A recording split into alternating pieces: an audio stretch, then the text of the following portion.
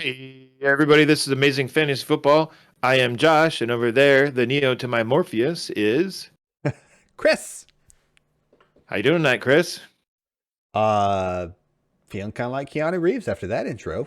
Quite honestly, Right on. Can Can anyone tell that I've been rewatching all the Matrix movies? Right. I think I feel last like week it was... Last week it was Lord of the Rings. Can anyone tell that I have HBO Max right now? yep.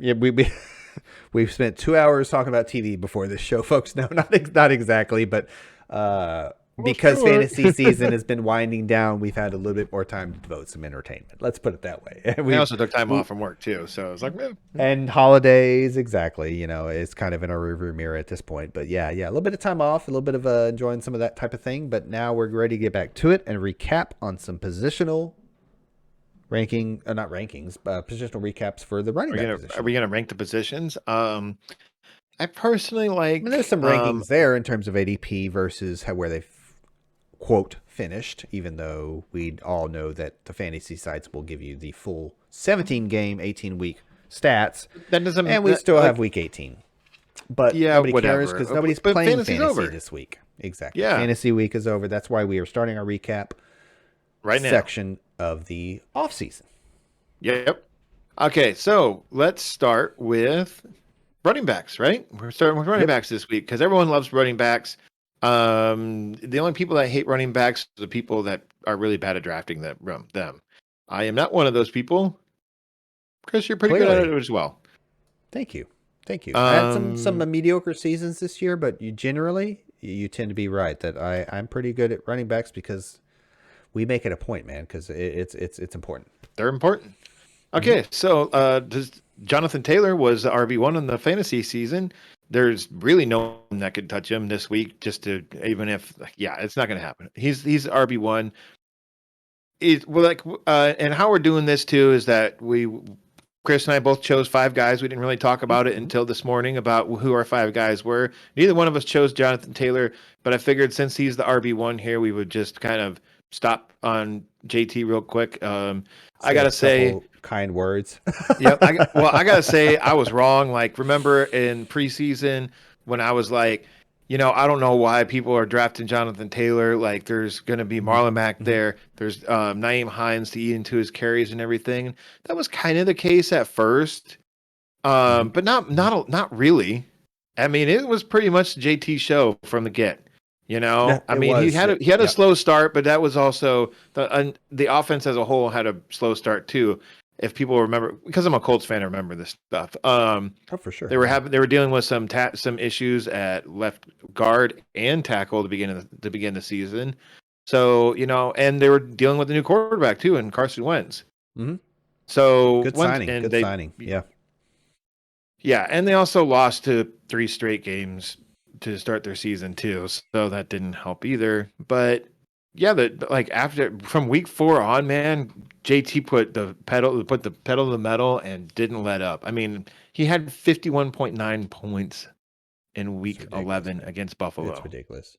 It's not going to end up to be a CMC type, LaDainian Tomlinson type season quite. No. But it's in the stratosphere. We'll put it that way.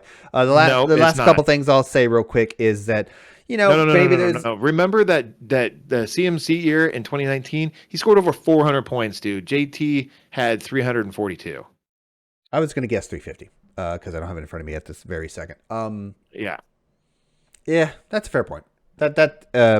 Not in the same stratosphere. To put fantasy points into context, that's a really good point. Maybe a Lev Bell with the Steelers several years ago type of thing. Yeah, for sure. No, it's a really good season. He had a great season. Don't want to take that away from him. But the last thing I'll say is kind of ironically, I think you let your fandom get in the way in terms of trying to be less biased and be a little bit pulled back a little bit because we did get a lot of question marks in 2020 of usage and Nyheim Hines. And and the passing game isn't the best in the world. But man, that defense and that running game and the way he catches the ball has really helped him out to finish as the RB1. And he's going to be the RB1 in drafts next year, barring some sort of with CMC getting his 2 nicked up seasons in a row, and hey, Derrick Henry going down. We'll see about the playoffs. with Tennessee, but that will influence it for sure. But right now, yeah, I don't think there's any argument against that. Yep. Austin Eckler was our RB2 on the season, which kind of surprises both Chris and I. But we both really liked him going into drafts as well. So We're big fans, yeah. He'll probably be somewhere in the. I don't know if he'll be the RB2 next year. I wonder if that feels bold to me right now when you say that. Exactly. So I would pull the reins back a little. A guy who could easily be the RB3 next year is the RB3 this year, and that is Joe Mixon. Yeah. Why don't you start your thing on Joe Mixon, and I will kind of just pop in and out as needed.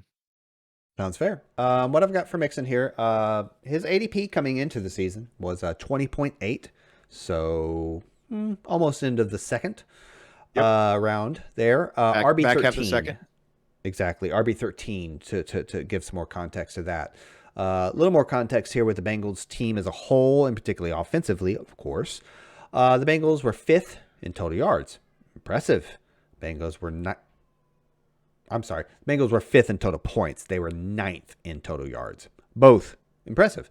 Bengals were 19th in offensive plays ran. I felt that was important to mention here because I just felt like pace. It was hard to figure them out for a minute. Like I felt like they were really run heavy for a minute, but it really didn't kind of finish out that way. Again, 18th in rushing attempts, 21st in passing attempts. So I mean, almost bottom third. Nothing crazy. Mixon's journey to RB3. Pretty balanced though. Like you're 18th in rushing attempts, 21st in passing attempts. Like that's not. But I felt like the last 4 or 5 weeks they've really been a little more pass heavy than they were 4 or 5 weeks before that. Like it was an interesting journey to get here, kind of like Mixon's journey to get to RB3. I was a slow start after week 1 because week 1 was like a good over 20 fantasy points. It was great. 21. It was fine. But weeks 2 through 5, Mixon averaged 9.68 fantasy points per game. So there was some apprehension there. And honestly, they kind of weren't winning a ton of games at that point in the season, if I recall correctly. They won half of not the end of the world. But given his past struggles with health and, the offensive around him whatever, it always seemed to everyone was waiting for Mixon to reach his, realized potential. He had one more cold streak, if you want to call it that, weeks 13 through 15 with 7.4 average fantasy points there. Mixon was also 21st in targets. Not ideal, but with a great catch percentage, catching 42 of his 49 targets for 86%. But of course, Mixon made up for these by playing all 16 games. I think he might have left one or two. He was banged up in the, and I think that's the 13 through 15 stretch where he was a little banged up, or maybe it was earlier in the season. I can't remember. Exactly. There's one of those cool streaks that he had going.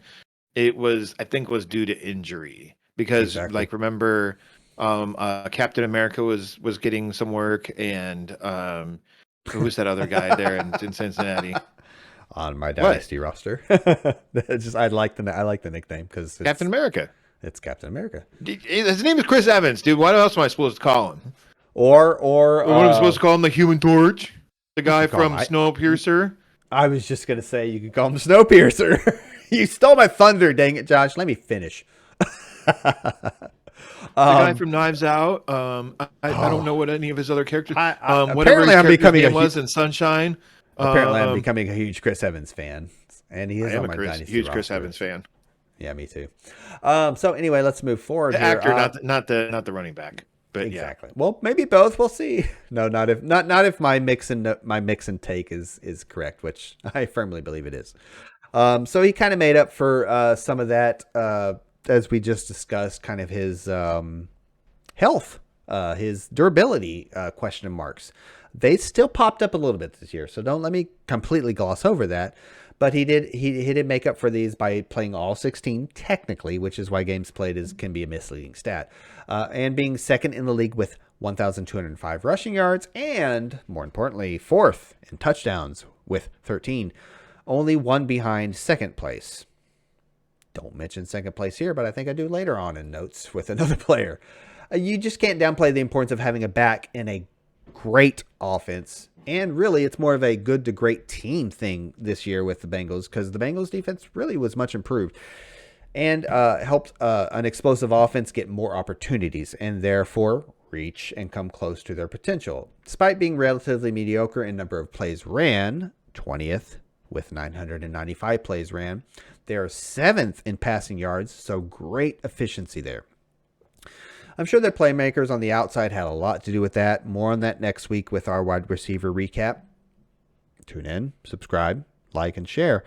Mixon also just received a new contract, so the ugly RB holdout monster shouldn't be reeling its ugly head in Cincy. For these reasons, I see Mixon as a top 5 running back in 2022 and easily worth a first-round pick. So the only thing I have to add to you, Chris, is that I think that the Bengals offensive line, their improvement there had really helped Mixon. That was one of my worries going into this season as well, is because, I mean, like if you remember our offensive line show that might have been a little offensive way back in the beginning, almost exactly a year ago, probably like 11 months ago. We've been the at this Bengals for a while, offensive haven't we? line. The Bengals offensive line finished 29th, according to PFF, 2 years in a row in 2019 and 2020. But as of week 15 this year, they were up to, the 22nd ranked offensive line. But that doesn't sound like that big of an improvement. Where they really faltered this year was in pass protection. Their run blocking actually got a lot better. So that really helped Mixon. Banged up a little bit too, didn't he? Yep. And that really helped Mixon, and it showed on the field too. That's what I was going to say. Good. The only thing I have left to say, Chris, is, I mean, he was ranked 5th at the running back position in the number of snaps he played for his team, which is 66.7. So I think moving forward, we're going to see that again next year. I think that there's not really a level of talent behind Mixon to really be a threat unless they draft someone. But I don't think as they're going big a Captain America fans as we are. Yeah, exactly. Right. And just to emphasize it real quick before we move on to the next player is that, again, his ADP was 20.8. That's like the end of the second, and he was the RB13 in ADP, and he finishes as the RB3. You got hell of a return for him. Tremendous value. And I think, again, going we want to realize the value there.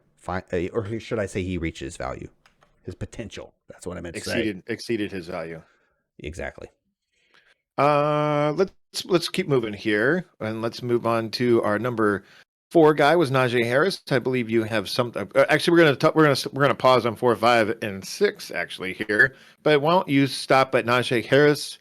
We went a little long on Mixon because we were both talking about him, so maybe we should make it a little bit quick. And I'll try and make my Fournette quick. Talk a little bit quick too. I think Najee Harris is kind of a whole lot of what we expected. And I'll make that point again moving forward with my next 2. I'm going to contradict your opinion here. Well, you contradicted it to begin with this offseason. Why don't you say your bit, and then I will say, and then we'll see if we're on the same page. Go for it. Mm-hmm. Mm-hmm. Absolutely. Apparently, obviously, Najee finished as the RB4. His ADP was 15.6, so that's just outside of the first round.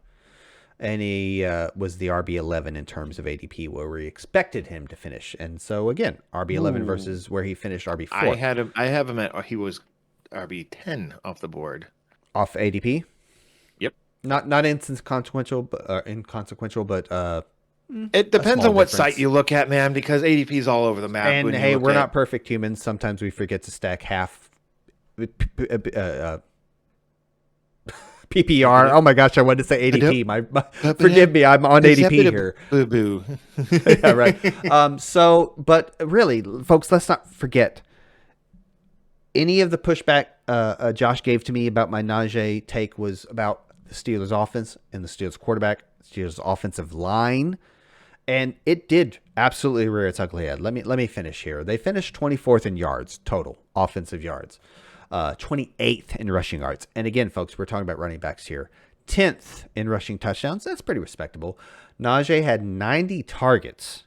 That's nothing to shy away from in a fantasy football that's landscape. From Captain Checkdown, Ben Roethlisberger. Yeah, exactly. Yeah, if you look at the yards, they're not so great. Again, 70 catches on those 90 targets. I'm surprised to see they ran a ton of plays, though. They ran the 9th most plays in the league. They're doing a lot of hurry up. Yep. It's probably because, a little bit of trickeration. They're trying to push past the talent I'm of their gonna quarterback. pause you real quick. I'm gonna pause this real quick. Like not the show, but like pause you for 1 second. Sure. And I would like to see a world where there was actually Pittsburgh actually had a great offensive line, and Najee Harris would probably be flirting with the RB1. Yep. And Ben, I want to see what old Ben could have done behind a good offensive line this year. Like, yeah, because I think there's a lot of everyone's like, oh, his arm shot, but I'm like, he had no time to throw. Yeah, it's not like Tom Brady didn't go to, with hindsight, one of the best situations out there, man. Like, if you're an aging quarterback, you're pushing 40, man, like, they can't all do it like that. But I think Ben could have done it with a better cast. I think you make a really good point there. Anyways, keep going. Sorry. And really, with Najee, it's kind of opposite of a lot of players I'm going to talk about today. Because, again, he kind of pretty much really did what we thought he would do with what he was given. While not strictly a volume play, his opportunity and volume are undeniable. He leads all backs with an 85.69% snap share so far in the season. We have one more game to play, whatever. And Ben and the Steelers' offense was as bad as we thought. Honestly, it really was. Some more than others. But I think the type of season at the end of the day where he ended up, I just think, again, that you got exactly what you paid for. Durability, size, acceleration, pass catching, and pass blocking, and an elite size share of the offensive pie. Pie. And that was not planned. Yeah, right. Now moving forward, it's pretty apparent we will again get probably a top 7 back. I think you can bank on that. But his draft rank could go either direction depending on what they do at quarterback and offensive line. While it's not the Steelers' MO, I think they would be a perfect opportunity for a veteran starter to come in there. The Steelers usually draft a guy and stick with him, except for, do you remember Tommy Maddox, the ex-XFL star? Is that the guy that was also like the Pittsburgh hometown hero, and he just wanted to play, like all he wanted to do was go and play for the Pittsburgh Steelers that's all he wanted to do? To be fair, I did not look up his wiki draft. That was like his lifelong goal. I said no, like place. I think that's the same guy. It was you might be right. Goal to play for the Pittsburgh Steelers. Like he was taking like I feel like you're talking about Kurt Warner to stay with the Steelers. Like he didn't want to play for another team because he was from Pittsburgh. It may have been. No, I did a little bit of research on his career. Meaning, I thought there might have been a strike around that time frame, but I think I might have been also wrong because I was like, was he a scab? No, I think he was just, again, I think the Steelers prefer to draft a guy, stick with him, put an amazing team around him, to be quite honest. Drink. But no, you have to drink, not me. Again, that was the one exception to the rule I kind of pulled out there. I mean, it seems like it's just Terry Bradshaw, Cordell Stewart, and Big Ben forever, right? And so goes their coaches too. But I just think it'd be a really great fit for one of these veterans that are wanting to move.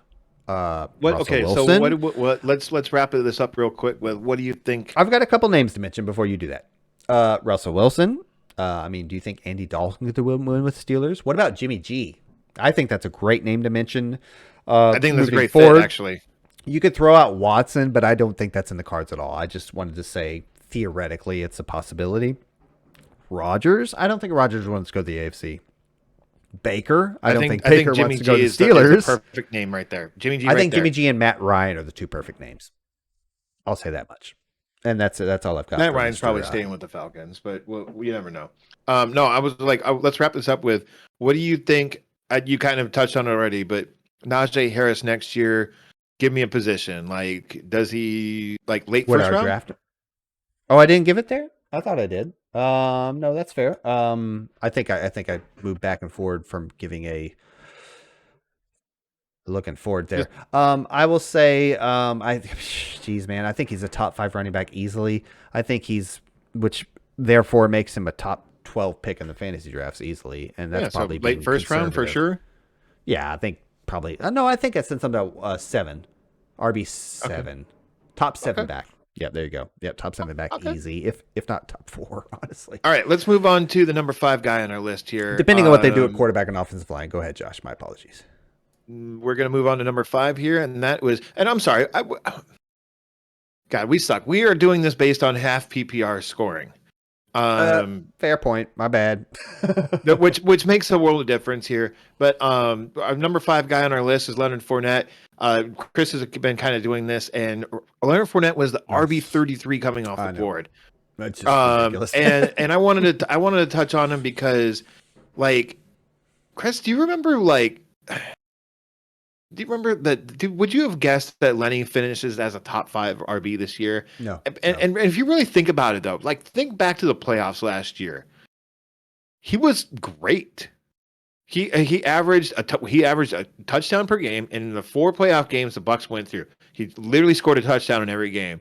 Had 112 yards from scrimmage, and you add on 5.25 catches per game too, and you get 19. Gold, man. You get That's 19 gold. half Yeah, exactly. PPR points per game. Now, if Leonard Fournette had gotten 19 points per game this year, he would have been the RB3 on this season. I know he's not gonna.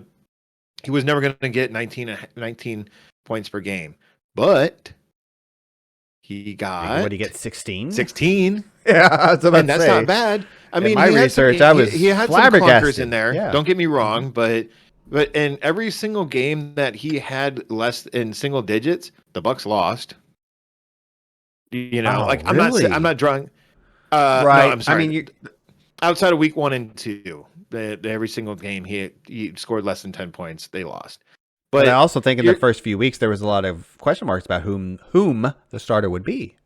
A little bit, because there was some Rojo action at first and everything, and then Lenny just kind of ran away with it. But I just like, do you remember in the preseason where you were like, well, it's probably going to be Ronald Jones and everything? And I think the main thing that people were really hesitant about with Ronald Jones and Leonard Fournette was Bruce Arians being Bruce Arians, and be like, oh, well, it's that's a like, fair, Ronald Jones is our guy, but then it's to Leonard take. Fournette, Yep. and then the next week it's like Leonard Fournette's our guy, and then it's Daria Gungbawale. I mean, again, he was the RB33, right? Come in at ADP, right? He was RB33, right? I mean, yeah.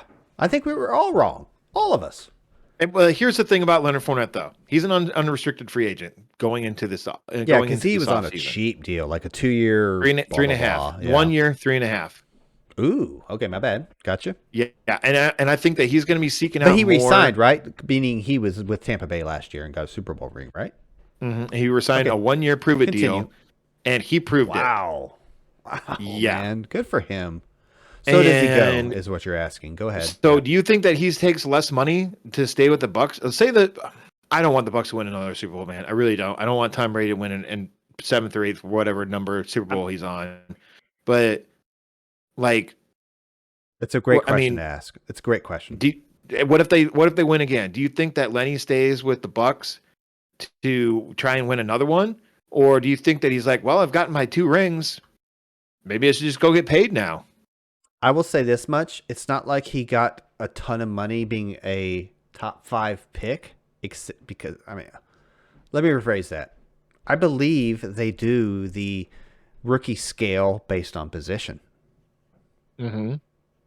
Just like they do contract negotiations. Therefore, I don't think he got a ton of money to be I believe it was a top 5 pick, man. I think it was like 4 or 5 with the Jags. So, I would not blame the man himself for chasing a payday. Man, the myth, the legend. Therefore, I think he's gone, but I would think that maybe he could make that money back by being a freaking celebrity in Florida for the rest of his life. Where would for winning 2 Super Bowls? Where would you want him to go where he could return, where he would be a top and hey pick? It's another great question, and it's not like me or Buffalo you expect Buffalo all day right there. That would be perfect for him. I love that answer. If I want to give a second decent answer, Atlanta. You son of a biscuit. Atlanta, exactly. That's what I said. Amen. Those 2 spots. Period. And we might get into Cordell Patterson later. I don't think he's going to Houston though. No, I don't think any running back. Right. The only running back that's going to Houston back to your original question, Josh. Is he just won a Super Bowl? Your theoretical question. He just won 2 Super Bowls in a row. What more celebrity status do you need to go make money elsewhere? Seriously, I'm not saying he's a TV personality. I'm not saying he's this or that. All I'm saying is There's Staying in something to be Florida. said. There's something to be Miami. said for being a 2-time Super Bowl champ, a guy that had a, let's call it, a bad start to his career and ends up winning 2.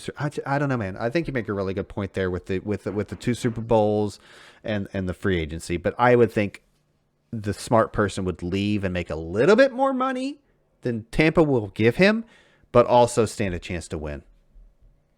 I don't know. I mean, you were kind Not of talking, Houston. but I was like, he could easily stay in Florida and go to Miami and get a decent payday, probably. Another, you're on fire. I really like those 3 destinations you and I gave in terms of Atlanta. I'm sorry, what was Buffalo and Miami. Exactly. All right, let's move along to. I'm sorry, what's your next guy? Oh yeah, of course. Oh, is this number? I don't have the overall list. Number there 6. It is. Thank you. That's my guy. And I know it's Zeke, but try and make it quick. No, I will. Because I know you're backdooring Tony Pollard into this. I don't do it too badly. Surprisingly, We'll see. Zeke again. Clearly finishes the RB6, which Before you start. Uh-huh. As a Zeke manager in Dynasty, at least, he finishes the RB6. Did it feel like he finishes the RB6? You literally took the words out of my mouth, Joshua. I mean, it did not feel like an RB6 top 5. Season. We're falling off a cliff here. It's not as far as points, but I don't think Zeke felt like an RB6. Josh, I will say this much to answer your question. I think it's an important distinction between absolutely not feeling like an RB6 season and, quote, falling off a cliff. So let's take it into context in terms, because there's going to be other guys we talk about well after Zeke that are worthy, but also kind of disappointing. Like, you kind of have to spend up sometimes to get running backs. But let me continue. Jones, Nick Chubb, but we'll get to those guys in a second. Yeah, exactly. Again, finishes the RB6. His ADP was 5.8 and the RB5. So, I mean, how close do you want it to be, man? I mean, that's pretty freaking close to the value. Again, we don't necessarily want at value. We want better than value, like a Joe Mixon, or Najee Harris, like the 2 people we talked about. You still want to be like, well, he was the RB6, and I kind of got that right, but he leaves that worst taste in your mouth ever, you know. But I think mathematically, it's important to mention that you got what you put in. Period. Yeah. Right, almost to the T. And hey, it'll come up later, and there will be actually stark contrast in terms of these other guys we'll talk about later. Dallas was second in total yards. Again, didn't feel like it, man. I'm a Dallas fan. Not going to go down that path. Let me finish. Third in passing yards and 10th in rushing. That's respectable. Let me continue on. A lot of concern here this year with Zeke is usage, right? Or getting too old, his legs, injury, durability. 66.3 snap shares where he's quote unquote finishing up this season. For a little contrast, Pollard had 130 carries for 719 yards with a long of 58. He only scored 2 touchdowns on the ground. Can I interrupt real quick? Sure. So you just said he had 66.3% of the team snaps. To put that in context, he's right behind Joe Mixon with the 6th most. The 6th highest percentage of team snaps. I think one of the first telltale signs of you falling. The guy was on the field, you know, but he didn't produce efficiently like Mixon did. Well, and a lot of it is based on the 12 touchdowns that he got on the ground. You know, like touchdowns can be very fluky. Next year it could be 7 or 8. You know, and it could be more Pollard. Especially, it could be especially if you're talking about the ball more. It's hard to say. Especially, hey man, you move that snap share by 5.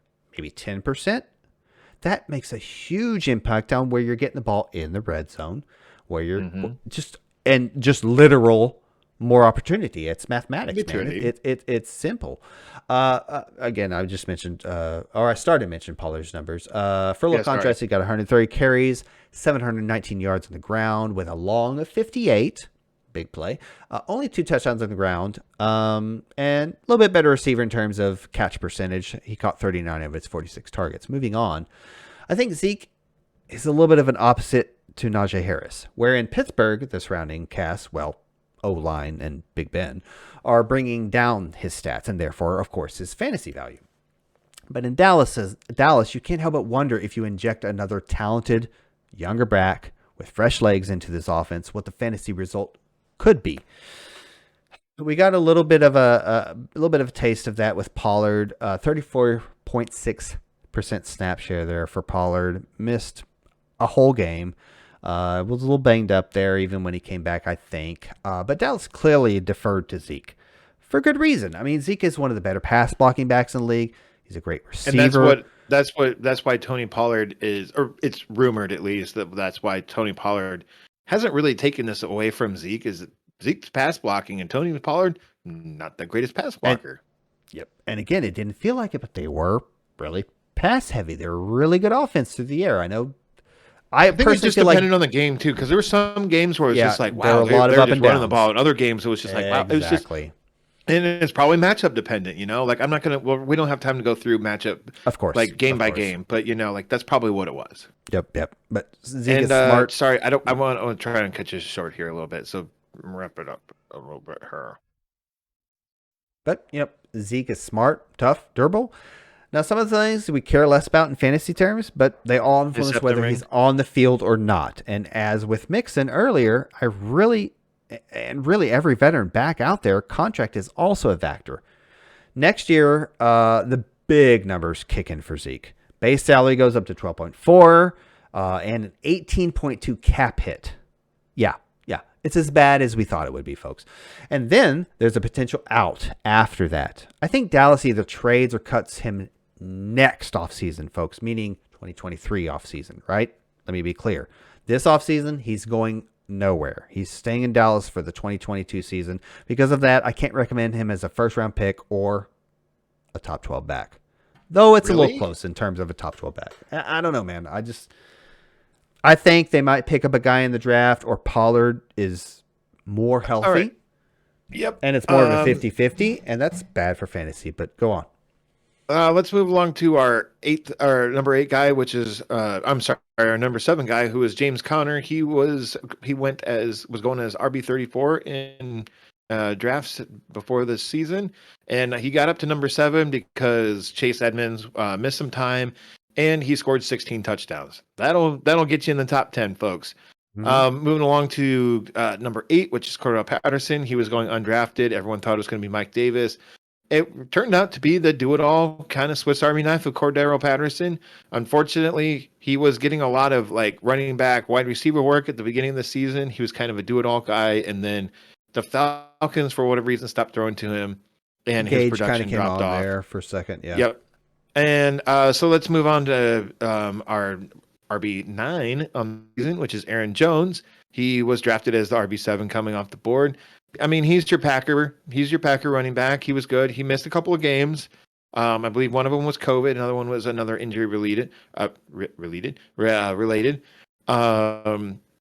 not going to stop on Aaron Jones. I'm going to backdoor Aaron Jones here in a little bit. That really didn't sound right, but yep, that's what I meant. On the RB10 was Nick Chubb. He missed 4 games, I believe. 3 games this season. And what's his name? Kareem Hunt missed a lot of games. But Nick Chubb was the RB6 coming off the board in drafts, at the beginning of the year. So, he didn't miss out on a lot of value there. I think the Browns offense as a whole, real quick stop. I hope the Browns bring back Baker at 100% health, and I want to see what Baker can do at 100% health, because he injured his shoulder in week 2, and he was never the same afterwards. And everyone, even commentators, why didn't just have I think there was a little bit of that going on with Dak too. Go ahead. Exactly. I want them to bring back Baker again. I just think it's too important of an injury for a quarterback or a pitcher. It's just too important. And it was in his. Even though it was in his non-throwing shoulder, like that harness or whatever they had that was holding his shoulder together was not helping. Was not helping him at all. Anyways, let's move along to Alvin Kamara. He's our number 11 quarterback on the year, and the number 4 coming off the board. A lot of this was, I mean, speaking of redoing seasons, Kamara with Jameis Winston all year. I'd like to see it happen again next year. I'm not. Are you driving Alvin Kamara down into the second round next year, Chris? I'm absolutely worried about the Saints offense. So to answer your question, yes. I mean, I don't know how far. I don't think he's outside the top 12. Okay. Interesting. I think he is. But who did I mention a moment ago that was outside? I might consider pushing out the top 12. Zeke or Kamara next year? Zeke. Kamara, but it's close. Oh, you're going to take Kamara? Okay, I misunderstood you for a second. It's close, man. If you may put a gun to my head, I want to know. I mean, it's a bad answer, but I'm going to say Kamara. I'm assuming it's Jameis Winston as a quarterback too. If it's Taysom Hill, Zeke, but it's still close. Agreed. 100%. Number 12 is Antonio Gibson. Did you want to talk about Antonio Gibson? I don't remember. I think I've got a couple things on Antonio Gibson real quick here. Again, he's RB12, ADP 17.6, so mid second round, RB12. I mean, literally finished where we quote unquote they thought he would. But Gibson was RB12. Sorry, I'm interrupting. Again, RB12? Didn't feel like it. I know. I had him in my work league, and it was the ugliest RB12. You literally have a preacher RB12. It's like you have a preacher collar on you, and I'm singing a verse, man. You are preaching to the choir. I have so many, a lot of my guys are like that. Can I get a hallelujah? Exactly. And a couple of them are kind of opposite of that, but we'll get to that later. Again, ADP 17.6, mid-second, RB12, finished right where we thought he would. Gibson was 4th in rushing attempts. 4th. That's impressive, but only a 3.8 average, whatever, with a long of 27. Though. That's not entirely true. He had 49 targets and caught 41 of them. That's not that bad. But, being an ex-receiver, I'm a little... I feel like, I know it's minuscule, but just 10 to 5 to 10 more. Throw him the freaking ball. Yeah. What is this J.D. McKissick BS? Honestly, I think a lot of what got him in the RB12, as we always talk about, is touchdowns are unpredictable, and this was not a very good team. I think that's you can look at that in the opposite way, meaning on a not very good team. Okay. On a really bad team, he gets 9 total touchdowns, 6 rushing and 3 receiving, and he missed some time. I know he played I think it's later on the notes. I think it's 15 to this point, meaning he'll finish with 16 if he plays this. Oh, he just missed last week. That's what it is. If he plays this next week, he'll finish only missing one game. Injury for a lot of too. Exactly. And let me get into that here a little bit later. Washington football team was 20. That's not important here. But we were pretty decent in rushing attempts. They had 12th in rushing attempts and 13 in, rushing yards. That's pretty important for a fantasy running back. Well, I guess you get what you pay for here. But, I mean, seriously, it's interesting seeing Gibson end up right at RB12, mid-second round ADP. Sometimes the price is what you have to pay to get a starting running back, barely an RB1. But we would all like better value, like a Damian Harris, whom we'll talk about later. That's why you have to be fluid each and every season, especially at running back. Gibson dealt with a foot issue for several weeks, but dealt with an awful surrounding cast and quarterback play all year. No matter how much... Exactly. No matter how much Terrence Hindsight tried, he just couldn't lift the football team's... Terrence Hindsight, a.k.a. The guy that plays quarterback for them. Oh, are you talking about Tyler Hansen? Yes, definitely the guy that was in the band Hansen. So anyway, moving on. Good news is his usage made J.D. McKissick a thing of the past. Well, no, seriously. That and a concussion. But I'm sure they would have rather had McKissick since Gibson was banged up. But at the end of the day, I think Gibson proved some toughness and some bell cow ability. In fantasy terms, Gibson showed us his floor a couple times, scoring less than 3 fantasy points twice in the season, of which both games he led less than 10 carries. But I'm pretty sure he left one of those early, if not both. I'm pretty sure only one of them, though. He hasn't scored over 20 fantasy points all season long, nor do I expect him to at the end of the year here in a second. Nope. So that's all I got on Gibson. One thing before we move on to our where our Venn diagrams cross again is I skipped a guy. My bad. The Washington football team. Oh no, I didn't. Okay. The Washington football team's offensive line was pretty banged up all year long. Here and there, just guys in and out of the lineup, whether it was COVID, actual injuries, whatever. And Ryan Fitzpatrick, man, like what was it in week 1 that he got injured? Week 2, he Yeah, got injured. we'll never know what that could have been, but I don't. In a expect world it to be where, much in a better than world Tyler like Heineke. third running back in a row where in a world where they're starting the quarterback that started the season actually finished the season, it would have been interesting to see where what actually would have happened. Um, this entire offense would have been different with Fitzmagic there. Like for better or worse. And I don't know if it would have been much worse, but certainly could have been better. Let's move I also on think to a lot having to do with the team underperforming as their defense was a lot worse than we thought it was. But also, real quick, dealt with injuries. Exactly. Let's move along to a handful is technically 5, Chris, according to yourdictionary.com. That was a little bit of I'm doing the championship mic talk there. But no, I was right for a change. Next on our list is Damian Harris. He's the RB13 on the year. He was originally drafted as coming off the board as RB26. This is one of the guys that Chris and I were real high on in the preseason, and we overlapped on this one too because we both really like this guy. I've been letting Chris do a lot of talking, so I'm going to do mine real here. I'm going to take the reins on this one. You can kind of chip in with anything you have. Where did I kind of I already said that we the thing I didn't like about Harris going into fantasy drafts this passy, which is supposed to be pass, that's a typo, off season, was his receiving work. Playing for the Patriots and Bill Belichick's propensity for shenanigans with his running back usage was also another thing that was a knock against Damian Harris. The drafting of Ramondre Stevenson, albeit in the 4th round, and the preseason hype around Ramondre Stevenson didn't really help Harris that much either. But Harris put together some solid game film in 2020 and also in 2021 with McCorkle Jones as his quarterback. They had a little bit of a rough patch where I'm sorry, I didn't put the numbers together, but like there was like Damian Harris had one game over in double digits over the first 5 weeks. Oh, I'm sorry, I do have it. Through the first 5 weeks, Damian Harris was averaging just 7.1 fantasy points. That is per game, and is also once again half PPR scoring. You're stealing my thunder. I believe it was around week 4. I was thinking about telling people to drop Damian Harris, but I know for sure you were certainly benching him at that point. You Again, that was 7.1 through the first 4 weeks. Was that what you said? Wow, that was his average. Okay. Yeah, that's great. And I know you don't normally bench a guy like Harris that quick, but it did turn around in weeks 6 through 17. Remember, Harris did miss 2 games in that time span. Harris averaged almost 16 points per game.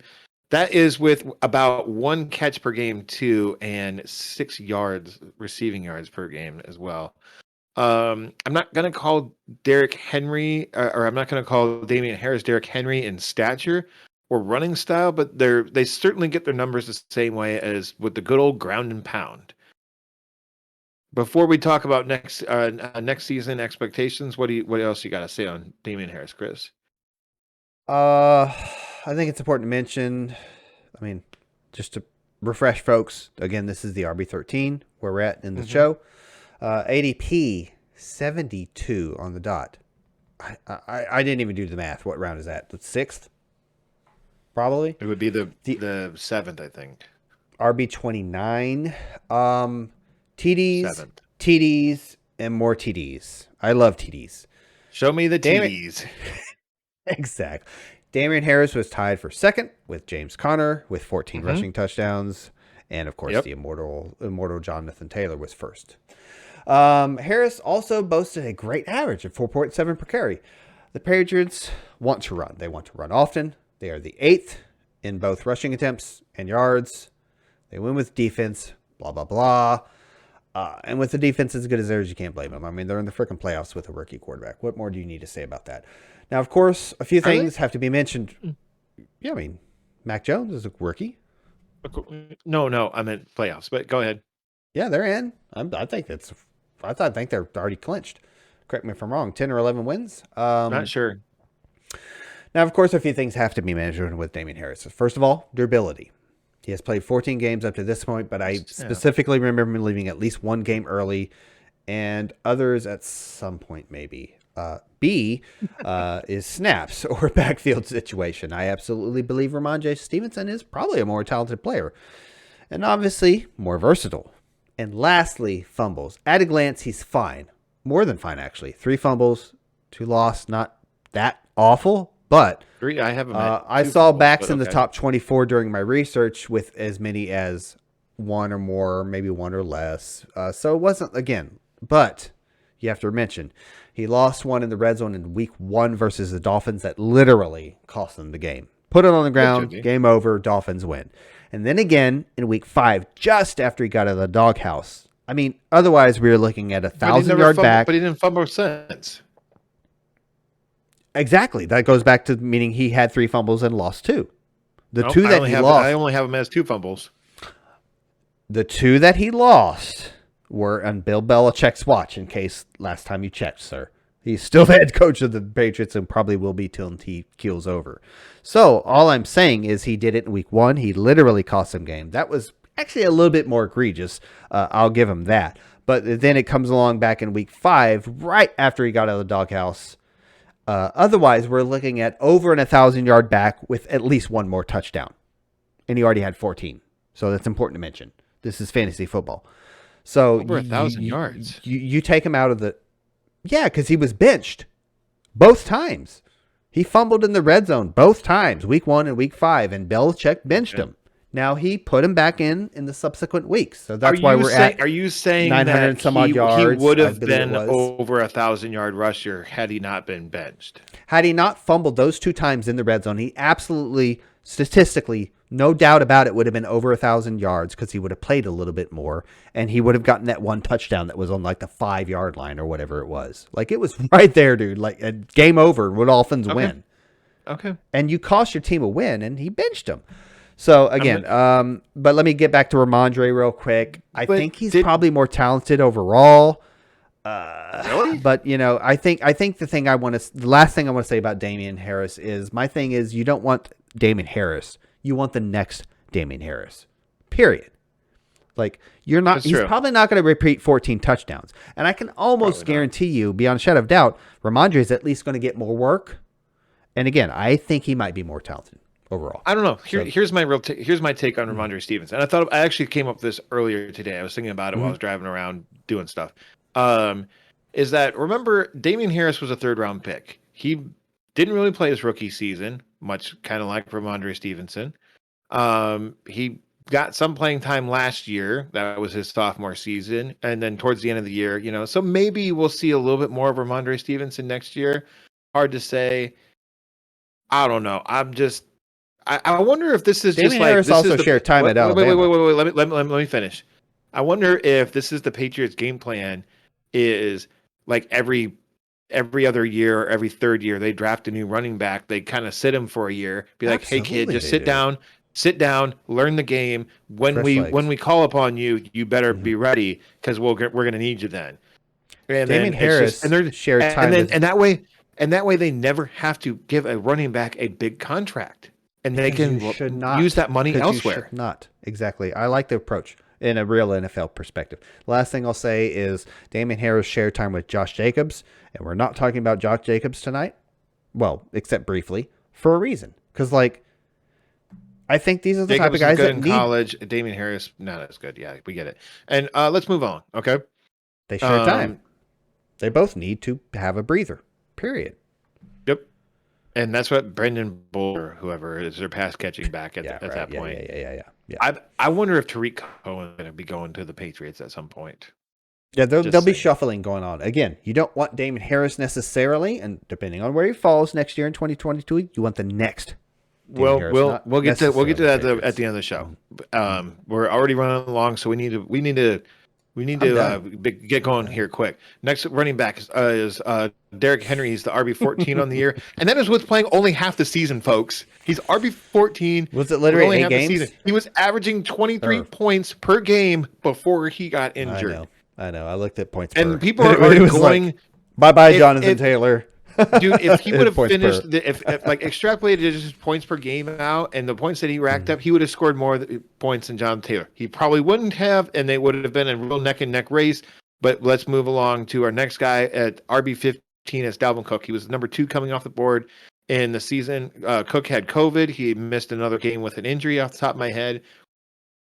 I think a lot of Cook's, just to stop real quick here, and correct me if I'm wrong, I think a lot of Cook suppression and value this year was the Vikings Kirk Cousins playing well, throwing the ball well. A little bit of his offensive line. He's going to get banged up every year. He's going to get a little bit banged up every year. He's going to miss. He's going to play 14 to 15 games. Yeah, he's going to play 14, 15 games, and his efficiency is unparalleled right now. Really. Let's move along to RB16. Much like who was it? Antoine Gibson, who was RB12 and was drafted as RB12. Josh Jacobs was RB16 on the year and was drafted as RB16. And I could not yawn any harder with Josh similar Jacobs yards per carry and the Raiders. Similar sub 4 yards per carry for both of them, like 3.8, 3.9. I don't care about Josh Jacobs. The only reason I care about Josh Jacobs, I think touchdowns were in Gibson's favor. Maybe that the Raiders get a better offensive line next year. Maybe. Oh, yeah. Let's move along to number 17 on our list, and maybe definitely in the top 5 in our hearts. It is Devontae Williams. Chris and I both love him. Yeah. Dude, I mean, you watch this guy, and Melvin Gordon has played really well this year. We're going to talk about him in just a second. Melvin Gordon has looked a lot more spry this year than he did last year, and Devontae Williams has looked, I think, even better. Hopefully, Melvin Gordon, they cut him. I doubt they're going to. Actually, I think he's an unrestricted free agent. But when you finish, I was going to say for the sake of time, I'm pretty sure Gordon's contract is up, and it's odd that we didn't include Javonte in both of our 5. The reason why we didn't, we've said enough. We love him. We'll get to it in the offseason. He has the most missed tackle, most forced missed tackles out of any running back in the NFL, much like when he was in college. On to Daryl Williams, running back for the Kansas City Chiefs. Sorry, I haven't said any of these team names. He's in the but top Daryl 24. Williams, number 18, and was going undrafted. I was so glossed over that. A lot of this was due to CH missing time, but even when CH was on the field, Daryl Williams was still eating into his workload a little bit, and Daryl Williams has more points per game than CH on this year in the games the games played. I bet they draft another. Probably. On to number 19 on our list, who was going off the board as number 15 is David Montgomery, who's a guy that I wanted to take a quick pause on. I know a lot of hate. I know I threw a lot of hate. I like how that's the third word you mentioned. I like how it's like the third word out of your mouth. And when I say a lot, I mean a lot of hate. Yeah, that's fair. I believe I said something like he runs like Sam Jackson in the Captain Marvel movie. Or perhaps he's switched to light beer. The real stuff is obviously weighing him down. Or, Chris, have you ever seen me try to dodge a tree? Well, Monty is worse. Like, I don't. That last one really didn't make a lot of sense. But I could just be misremembering the made-up quotes I said that came out of my mouth. It was bad. It was bad. Seriously, it was bad. Let's circle back to that Sam Jackson thing. Did you ever watch Captain Marvel and watch him run in it? It's like you were obviously 70 years old. Anyways, regardless, I was driving the Monty hate train, and what were we calling on this hate train? Well, Haterade, of course. I had the eye test on my side from 2020. I don't think he looked great, but and his first 2 seasons though. And there was all these fluff pieces coming out of the Bears training camp that he spent the offseason getting faster. I, of course, called this a bunch of hubbub.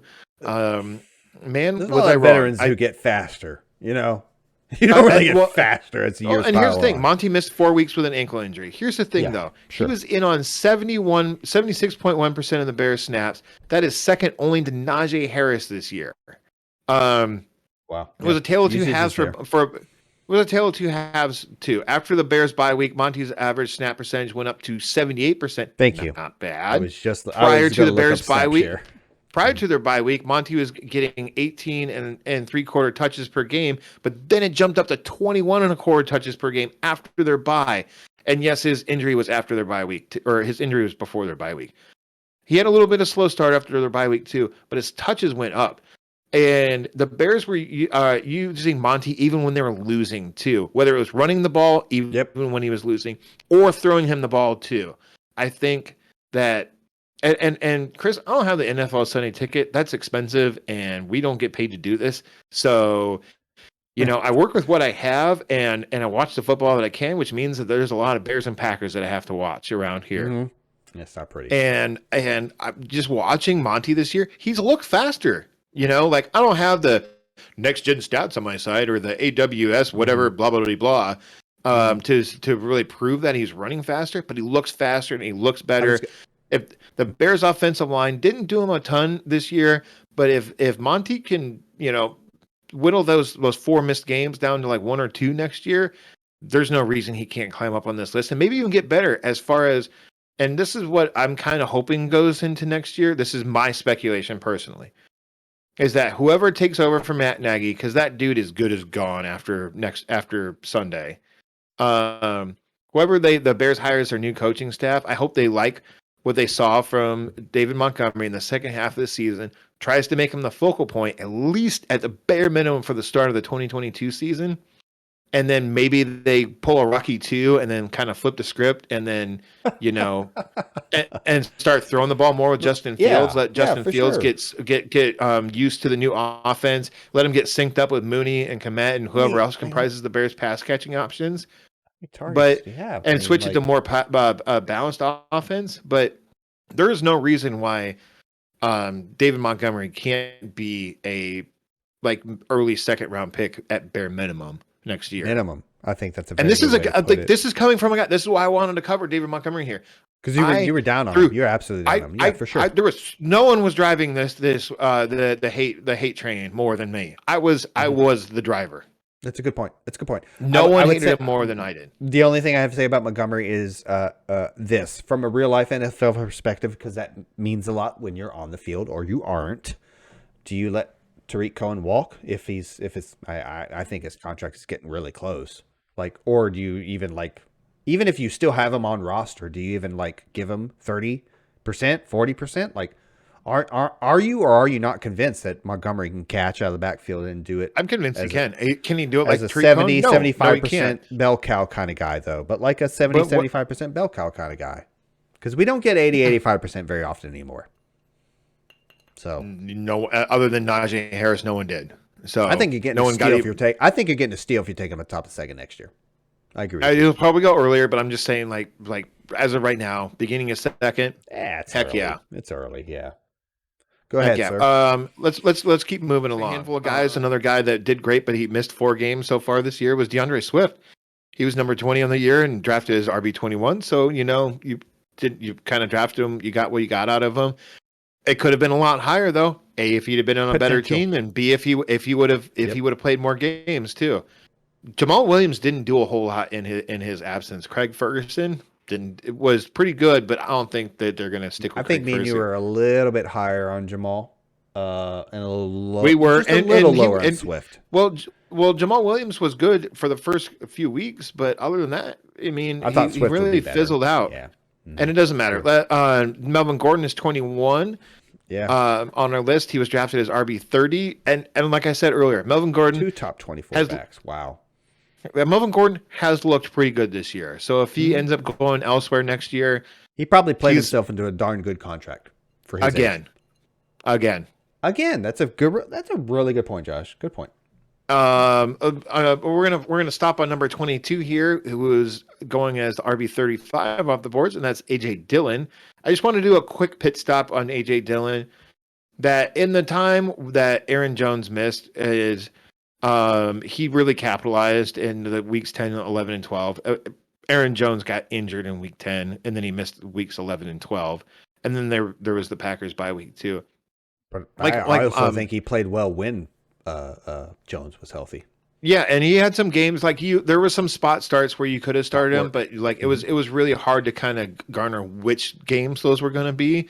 And there were some games afterwards, like last week, he had a 21.3 points in that week, but that was based on 3 touchdowns.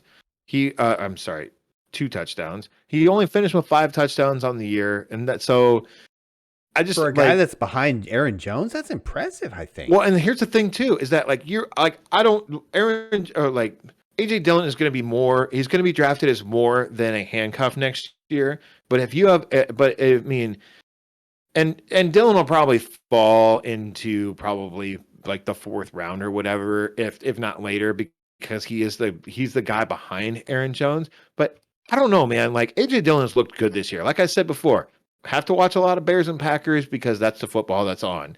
I have a couple of things to mention before you move on, but go ahead.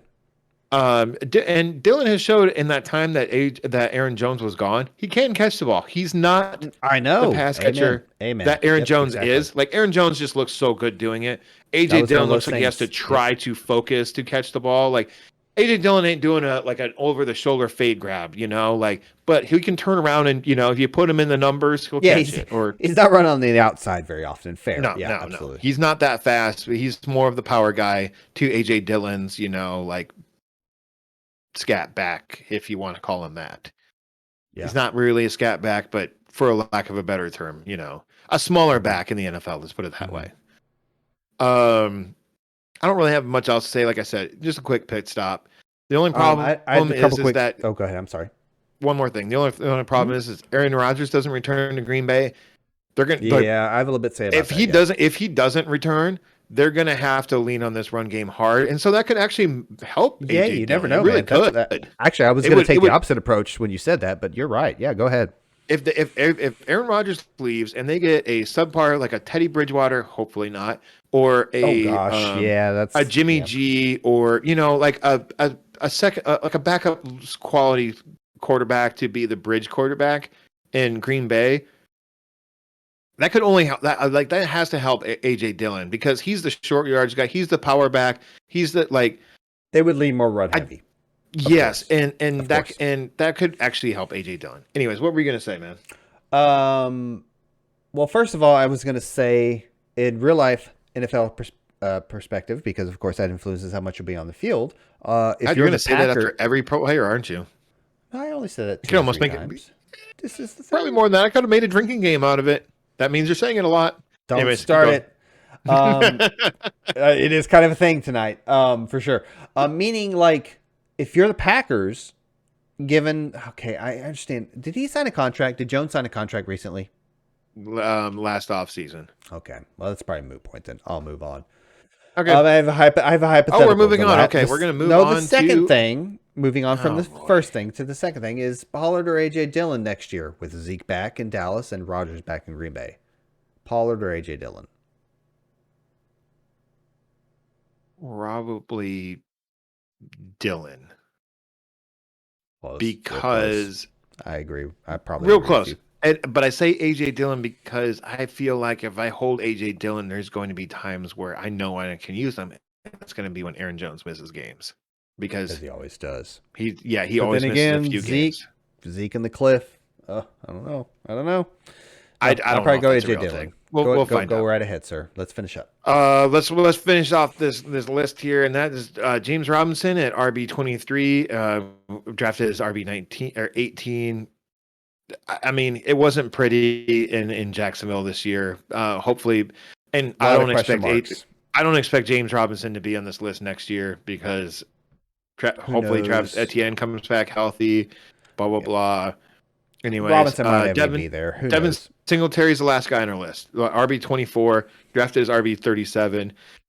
I think it was mainly on the back of his last 2-3 weeks of production. I was going to say he showed us something at the end of the year, but I don't know if you can rely on it moving forward. I think Buffalo is a very good I don't know if it was. I don't know if it was. I think it was in the first 4 rounds. Here's my take. Mm-hmm. If the Bills are playing the Jets this week, they have nothing really to play for, and then they move on to the playoffs. That's the playoffs is going to be the telltale sign. If he continues this level of imaginary production this week, yeah. They probably do, but I mean, in the playoffs, if they do a Fournette kind of style thing, and it continues to be Singletary, they don't do a lot in the off season to get another guy in to their backfield, and they think that I think it's all Singletary playing for his job, or playing agree for more. a job in the future. I I hope think it's not in Buffalo. I think if those couple of things you mentioned move in his favor, we're talking about him in the exact same territory, 20 to 24, period, in terms of RBs. I'm not. I'm staying Because he's not going to get a ton of goal line carries. I'm staying away from him. Well, Again. but I kind of disagree, Josh, because I think maybe he could be the next, what was it, Damian Harris we mentioned earlier in the evening? I get it. But Damian Harris is 5'10" you're right. and weighs like 220. Devin Singletary is 5'7". Harris is more of a goal line back. But Singletary Harris is going to get you some touchdowns. Singletary, again, I think Buffalo drafts a guy. I think Buffalo drafts a guy in the top 4 rounds. Period. I think so too. And that's anyways. Okay, real quick, guys outside the top 24 that could easily make it in the top 24 next year. Names that were not on our list. Just pulling it. Pollard and Michael Carter, of course. Clearly. Pollard and Michael Carter. Okay. Assuming the Rams don't make Sony their starter, I'm going to say not Sony, but hey, I could be very wrong on that. K-Makers? You're forgetting about K-Makers. Oh, yeah, good point. It's going to very much muddy the waters. So, yeah, forget about Sony. Outside of rookies, guys that played this year. How about the Arizona running back, whoever ends up being? I think it's going to be Chase Edmonds and Connor again? Yeah, I think so. I completely disagree. Why get such a cheap James Conner and re-up on a guy can't last a season? One guy that Chase really can't either. Go ahead. Sorry. I'm looking at last. McCaffrey. I mean CMC. Oh yeah, CMC. J. Outside of injury. Of course, I know what you meant. Yeah. The only guy that I'm really seeing I could see a path is maybe Marlon Mack, depending on his destination. I love the potential value. Rashad Penny, maybe not even Seattle. Because I think he showed something. I absolutely do. Whether it's in Seattle or not, I have no answers. But Rashad Penny interests me. Like definitely not Zach Moss. Definitely not Zach Moss. No, Moss is dead to me. I mean, Kenneth Gainwell can't go anywhere yet, so he's not going to be in the discussion. But yeah, his lack of production after I don't think Deonta Foreman played himself into a starting job. I don't think he did that great. No, because Deontay Foreman has shown that he is what he is, and that's a ground and pound guy that's maybe not the greatest in the world. Well, he also got a pretty bad. I'm pretty sure it was an Achilles. Mm-hmm. Achilles, but yeah, whatever. Tomatoes, potatoes, sir. I love how I know when you go potatoes. All right, so that's been our running back recap of the top 24. Next week we'll be covering kickers. Until then, you can like, share, subscribe. Really, nothing. You're not going to say anything about that? About liking, sharing, subscribing? No, about covering kickers next week? Oh, I missed it. Sorry. We're going to actually be covering the wide receivers next week. I mentioned that earlier, of course. Yes. Yeah, strap yourself in, folks. We got another wide receiver this style show, only with wide receivers next week. Oh my God, it's just going to be an hour of talking about Cooper Kupp. So until next time, and if you like Cooper Kupp, see you then. Adios.